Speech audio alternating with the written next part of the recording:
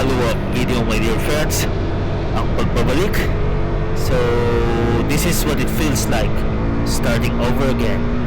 And shoutout nga pala sa 4 commenters ko sa aking previous vlog. Di pa talaga ako nakakabalik ng 100% sa totoo lang. And magiging honest ako, ginagawa ko to sa ngayon para may pambayad tayo ng ating panggas. Di ko talaga alam saan pupunta to, pero nandito tayo sa face ng channel ko na parang ayoko muna mag-review, pero gusto ko magkwento. Gusto ko pa rin gumawa ng videos. At saka there's no better way of telling a story kung magmo-motovlog ka. So, eto na naman tayo. Nasa motor natin, nakasampa.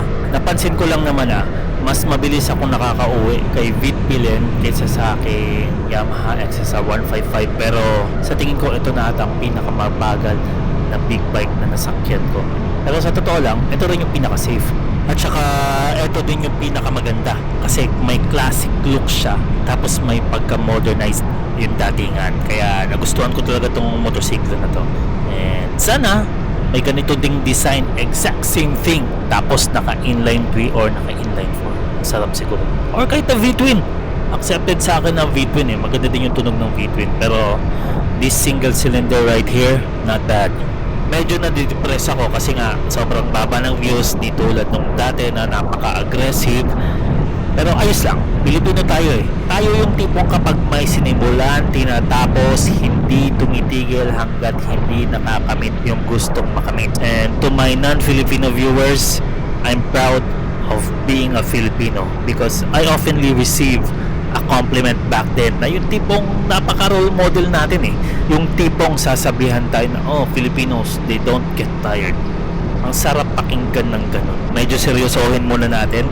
Story time muna tayo.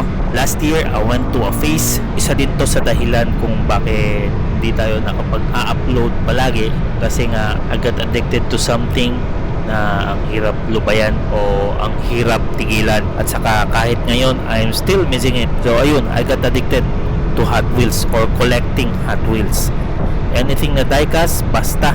Ito yung dahilan talaga kung bakit naubos yung YouTube money ko. And sabi nila, get a hobby, but I got really addicted na to the point na kahit na wala na akong pangkain, bumibili talaga ako or nagmamine ako. And to be honest, nagsimula lang ako na, uy, I'm a Mazda guy, so magko-collect lang ako na anything Mazda. Eh, hindi naman karamihan na may bagong Mazda palagi. Eventually, nag-collect tayo ng iba't ibang mga sasakyan na sabi ko, may pera naman, bakit hindi? So, ayun, naubos yung pera natin. Instead of saving it or reinvesting it into a new idea on videos that I make. And nagsimula lang ako sa mainline eh. Sa mga hindi nakakaalam kung ano yung meaning ng mainline sa Hot Wheels, yung mainline kasi yun yung pinaka-basic na car or pinaka-murang car na mabibili mo sa Hot Wheels. And then may issue yan eh, na yung outlet or yung mga nagbebenta is binibenta nila or tinatago nila sa mga reseller. So natigil tayong bumili sa outlets, and minsan nakakatulong din kasi yung mga resellers kasi sila yung minsan may dala na mga product na wala talaga sa outlets. So kudos din sa kanila kahit paano, although the markup is really high. And trust me, may nabili akong Godzilla 1.8. Ang haba ng checkpoint dito, grabe, sakit sa likod nito.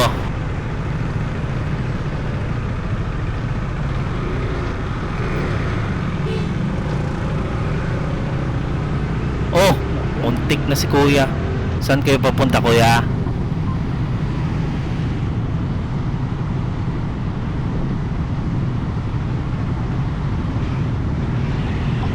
Pero halos lahat ata ng motor dito naka-declutch, bibihira lang yung naka-scooter. And taas ng respeto ko sa mga nagmamotor na naka-declutch kasi ang hirap kaya magmaniobra ng declutch ng motorsiklo. Putik na yan. Fast forward na lang natin, my dear friends, ha.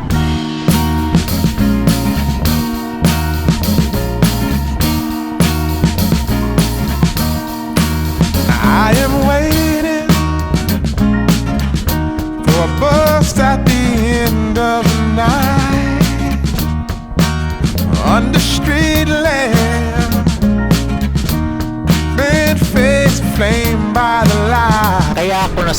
hindi na healthy kasi it started with just buying or collecting one particular diecast to the point na halos araw-araw may minamain ako or may nai-deliver ako or may pinipick up ako na Hot Wheels. Halos lahat parang napuntahan ko na para mag-collecta ng Hot Wheels. Pumupunta pa tayo ng Tagum City niyan para mag-collect or mag-pick up lang ng Hot Wheels. Minsan umaabot pa tayo ng Davao Oriental. Pero secret na yun dyan sa may Davao Oriental kasi ang daming mga reseller dyan na nagbebenta na hindi mo makikita minsan sa Dakbayan. Blue with flowers, as much as I can hold. Here's the interesting part as well. Dahil nga hindi ka makabili sa outlet, nanunuhol ka na lang din ng mga nagbebenta. And they started it. They started asking for tips. May mga kilala ako dyan. Hindi ako mag-name drop. It's not my thing and I benefited from it when I did it. But I think it's just bad doing that. It's not illegal pero it's bad kasi nga imbes na mag-hunt ka, that's the exciting part of collecting Hot Wheels, tipong assured na yung future mo sa pag-collect na ng Hot Wheels kasi nga may nababayaran ka, which is not good for others. By the way, hindi mo naman makukuha lahat doon sa mga sinusuhulan mo na stuff sa mga outlets kasi meron ding nanunuhol sa kanila na probably mas mataas pa at saka nagre-resell talaga.